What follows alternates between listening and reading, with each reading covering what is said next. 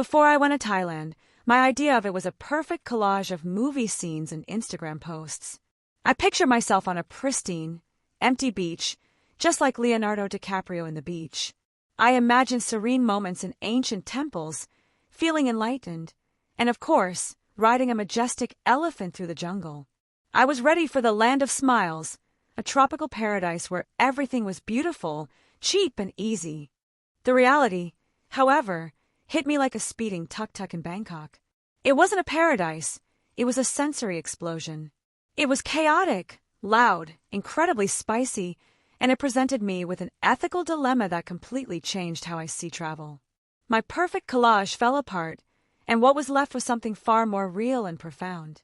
We're collecting donations for the Humanitarian Foundation, which supports humanitarian. My journey started in Bangkok, and calling it intense is an understatement. The moment you step outside, you're hit by a wall of heat, humidity, and smells, an overwhelming mix of delicious street food, exhaust fumes, and incense.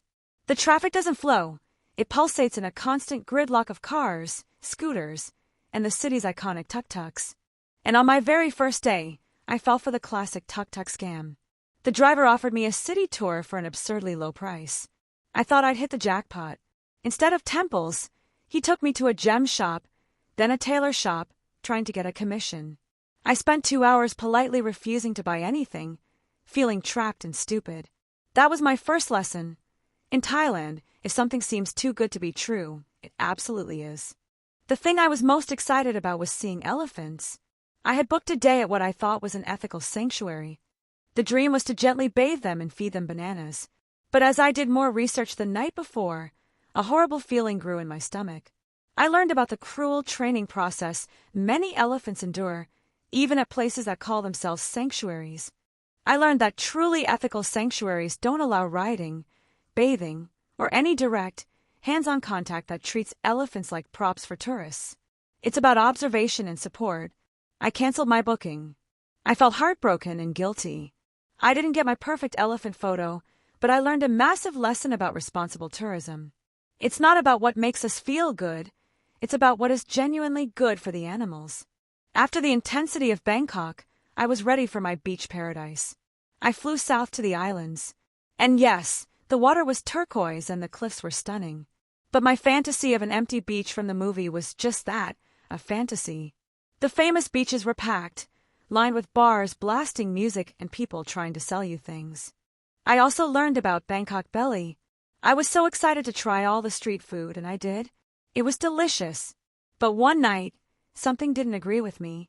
I spent the next 24 hours paying the price. It's a rite of passage for many travelers here, I guess. It taught me to be more careful and to always carry Pepto-Bismol. They eat everything. Fantasy has very real consequences. Disappointed by the scams, the crowds, and my own ethical ignorance, I was ready to write Thailand off. But then, the magic started to happen. It happened when I rented a scooter and drove away from the main tourist beaches, finding a tiny, quiet cove with just a few local families. It happened when I took a cooking class, and a wonderful Thai woman laughed at my clumsy attempts to make pad Thai. I discovered that the land of smiles isn't a fake tourist slogan. The most genuine, warm smiles I received were from people I met in the sky. I learned that the real beauty of Thailand isn't just in its beaches, but in its grace, its resilience, and the incredible kindness of its people. My perfect fantasy died, but I found a reality that was infinitely